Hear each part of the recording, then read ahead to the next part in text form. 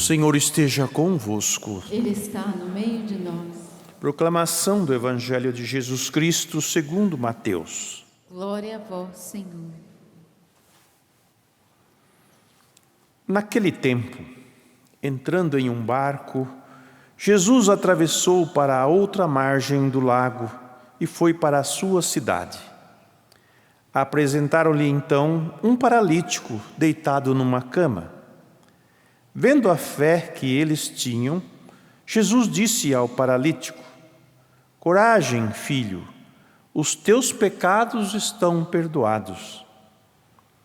Então alguns mestres da lei pensaram: esse homem está blasfemando. Mas Jesus, conhecendo os pensamentos deles, disse: Por que tendes esses maus pensamentos em vossos corações?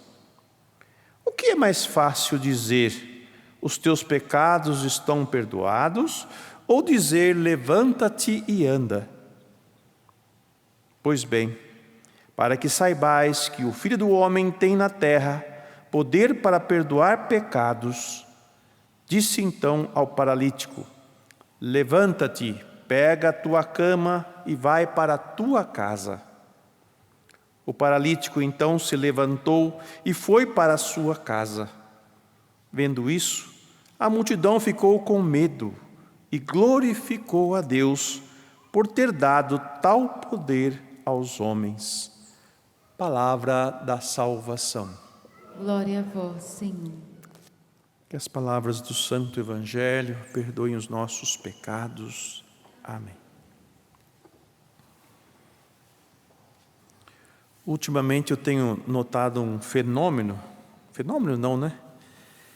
A experiência da vida de muitas pessoas que deixam a vida da cidade e vão para o campo. Às vezes do zero, porque quem veio do campo e volta para a cidade, aliás, quem veio do campo para a cidade e volta para o campo já conhece, mas quem sai da cidade e vai para o campo é sempre um novo, é um desbravar, é um iniciar algo diferente, completamente diferente da sua vida.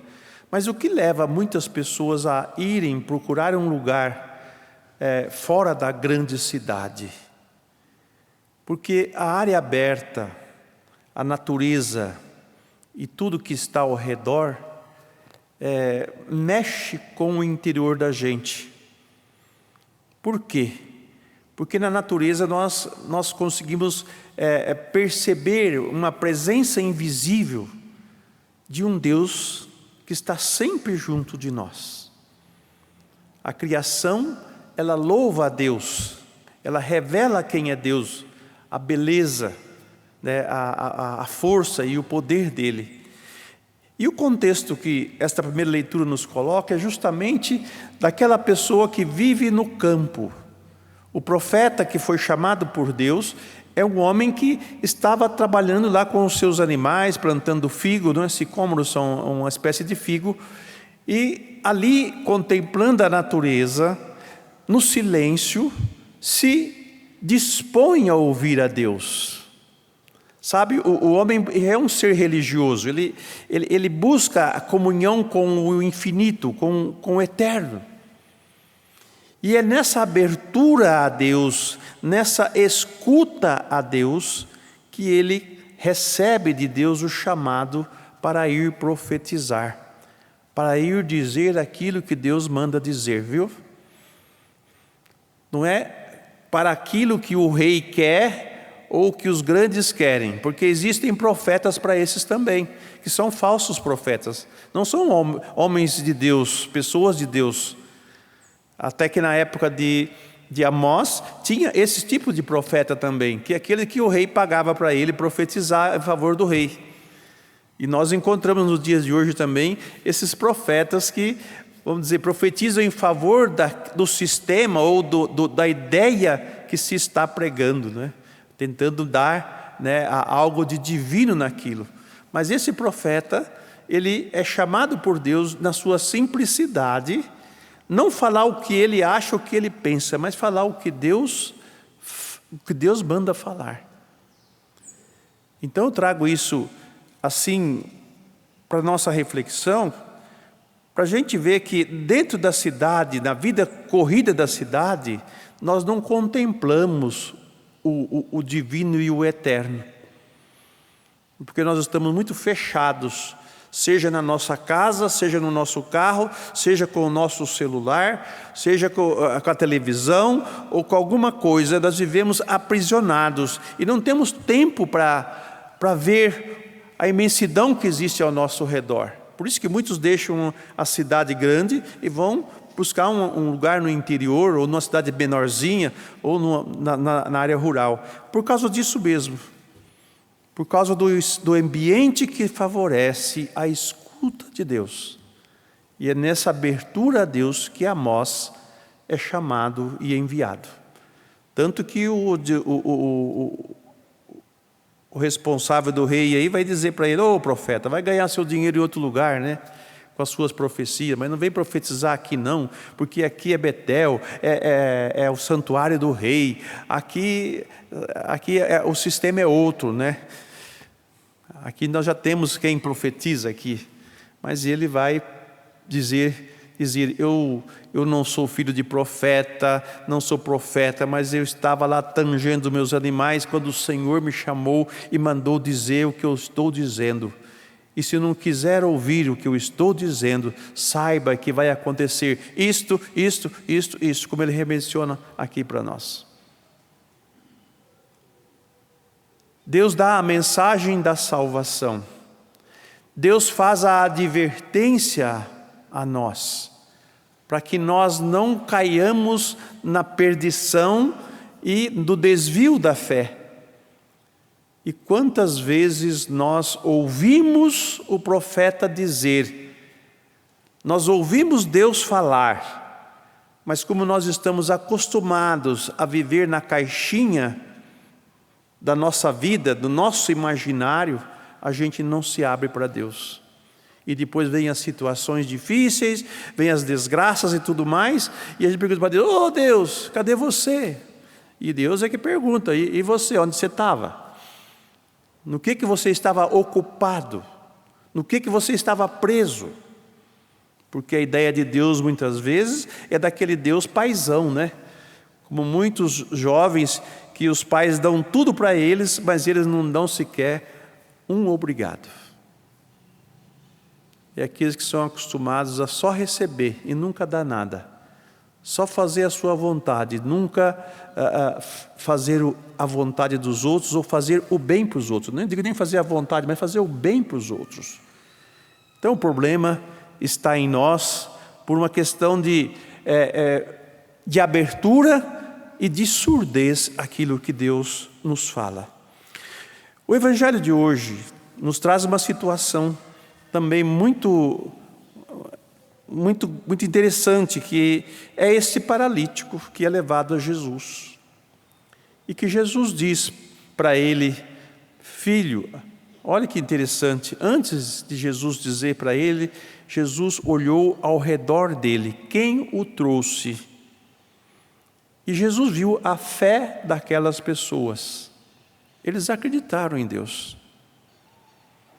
Então, por causa da fé daquelas pessoas, ele diz: filho, os teus pecados estão perdoados. Aí o estudioso lá, o mestre da lei, vai dizer: esse cara está falando besteira. Quem é o homem para perdoar pecado? Só Deus pode perdoar o pecado. E como Jesus conhece os nossos pensamentos, né? Deus sabe quais são os nossos pensamentos. E ele vai dizer: por que vocês pensam assim? E aí ele coloca duas situações. O que é mais fácil dizer os teus pecados estão perdoados? Ou dizer: levanta, toma o teu leito e anda? Porque a pior enfermidade do homem é o pecado. Essa é a pior enfermidade. E se Deus não enviasse o seu Filho para perdoar os pecados, quem de nós seríamos salvos? Nenhum de nós. Mas às vezes Deus tem que mostrar, como mostrou na primeira leitura, a falta de fé ou a falta de acreditar em Deus, dizendo, vai acontecer isto. Então, para que aquelas pessoas entendessem que Ele tem poder de perdoar os pecados, disse para o paralítico, levanta-te e anda, porque eles entendiam que a paralisia daquele homem era fruto do pecado dele. Então dizer, os teus pecados estão perdoados, automaticamente a cura acontecia. Então às vezes a nossa cegueira ou a nossa dificuldade de crer exige sinais, pede sinais. E Jesus realiza os sinais, porque a primeira cura em nós é feita na alma. Eu já vi pessoas que, de grande fé, que tiveram grandes enfermidades, sofreram essas enfermidades e enfrentaram elas sem nenhuma murmuração, sem reclamar a Deus a saúde do seu corpo. Mas o seu coração, a sua alma estava profundamente unida a Deus. Então aquela enfermidade, aquela situação que a pessoa estava vivendo, ela fazia daquilo uma oferta a Deus. Aquilo a tornava cada vez mais firme em Deus. E aí é o mistério que muitas vezes as pessoas têm dificuldade de entender. Porque as nossas limitações, as nossas fraquezas, as nossas enfermidades nos levam a uma mudança de vida da nossa relação com Deus. Por que muitas pessoas, depois que são curadas, abandonam a vida de oração, abandonam a vida da igreja? Porque está com saúde, né? Vamos curtir a vida, deixa Deus para lá. A hora que eu ficar doente de novo, eu volto lá para pedir para Ele de novo. Não é uma safadagem isso daí? Não é uma falta de vergonha na cara? É alguém que se usa de Deus para o seu benefício, para o seu prazer, e não ama a Deus porque o reconhece como seu Pai, como seu Salvador? Meus irmãos, cada um de nós tem uma reação diante de Deus quando Ele fala a nós. Qual que é a sua? Qual que é a minha? Acredite em Deus, sem ver sinais. Acredita porque você sabe quem Ele é. E o que Ele fala tem força de salvação para todos nós. Então Jesus demonstra não só que Ele, como o enviado do Pai, tem o poder de perdoar os pecados, mas também de restaurar aquele paralítico. E a multidão glorificava a Deus por ter dado tão grande poder aos homens. E muita gente foge da confissão. Eu não vou confessar com um homem pecador, como o padre é. Desconfiança de Deus. Como que vai se salvar?